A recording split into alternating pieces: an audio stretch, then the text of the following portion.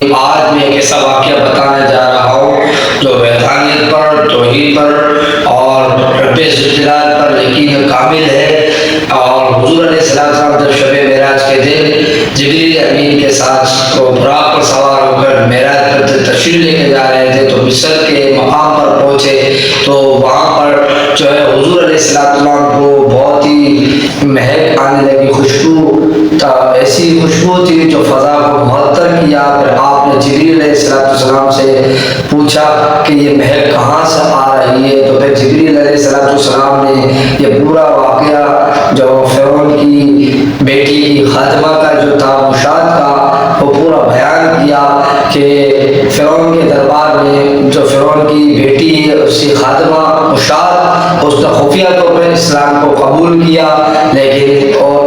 قبول کرنے کے بعد ایک دن اور اس خاتمہ فرعون کی بیٹی کی جو بیٹی کو کنگھی کر رہی تھی، اچانک اتفاقاً کنگھی گری اور پھر کنگھی گری تو اٹھانے لگی تو اس کے لفظ اس کی زبان سے بسم اللہ نکلا۔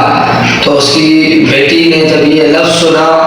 تو پھر اس نے کہا کہ یہ تو لفظ میں نے پہلی دفعہ سنا ہے، اللہ کا بسم اللہ پہلی دفعہ سنا ہے، تو یہ کیا ہے؟ تو اس نے کہا کہ یہ وہ ہے کہ میں نے اسلام کو قبول کیا ہے اور اللہ تعالیٰ میرا رب ہے اور تیرا رب اور فرعون کا رب بھی ہے، اللہ تعالیٰ ہے، وہی بے شک سب کو روزی دیتا ہے۔ تو اس نے کہا کہ میں اپنے بابا جان سے، اپنے فرعون سے میں اس کی شکایت کرتی ہوں۔ تو شکایت کرنے جب پہنچی اور پھر کہا کہ جو ہے وہ میری خاتمہ نے اسلام قبول کر لیا ہے، تو پھر فرعون نے اس خاتمہ کو بلایا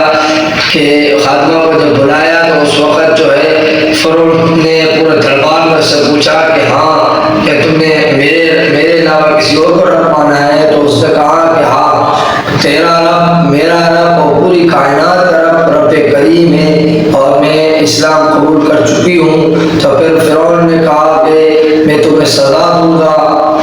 تو فرعون کی جو بیٹی کی خاتمہ مشاہد، اس کے 3 بیٹے تھے، 2 بیٹیاں 1 بیٹا۔ پھر فرعون نے وہ کڑھائی منگائی، اس کو تیل میں گرم کیا فل، اور پھر اس کے ایک بیٹے کو جب اس میں ڈالنے لگے تو اس نے ایک درخواست کی کہ ہماری ہڈیوں کو ایک جگہ جمع کرنا تاکہ بروز حشر جو ہے ہمیں اللہ تعالی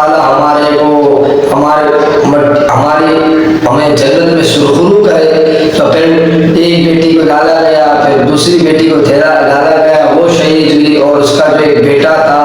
وہ دودھ پیتا بچہ تھا۔ تو جب اس کو ڈالنے لگے تو اس کی ماں کی جو ممتا ہے اس نے اپنے آغوش میں دیا، لیکن اللہ رب العزت نے اسے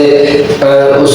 رب ذوالجلال کے فضل سے اس کو زبان دی۔ تو اس نے اس کی ماں کو تسلی دی کہ اللہ تعالیٰ نے ہمارے درجات کو بلند کیا ہے اور باری تعالیٰ نے ہمیں جنت عطا فرما دی ہے۔ پھر اس بچے کو بھی اسی میں کڑھائی میں ڈالا گیا، اس کی ماں بھی شہید ہوئی، اور اس طرح جو ہے یہ شہادت کا رتبہ پا کر اللہ تعالیٰ نے انہیں اپنے فضل سے جنت عطا فرما دی، اور باری تعالیٰ نے خالق کائنات نے رب ذوالجلال نے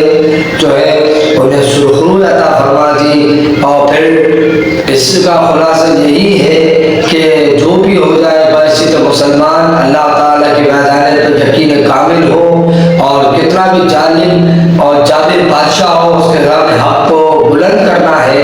اللہ تعالیٰ ہمارا حامی ناصر ہو، ہر وقت حق کو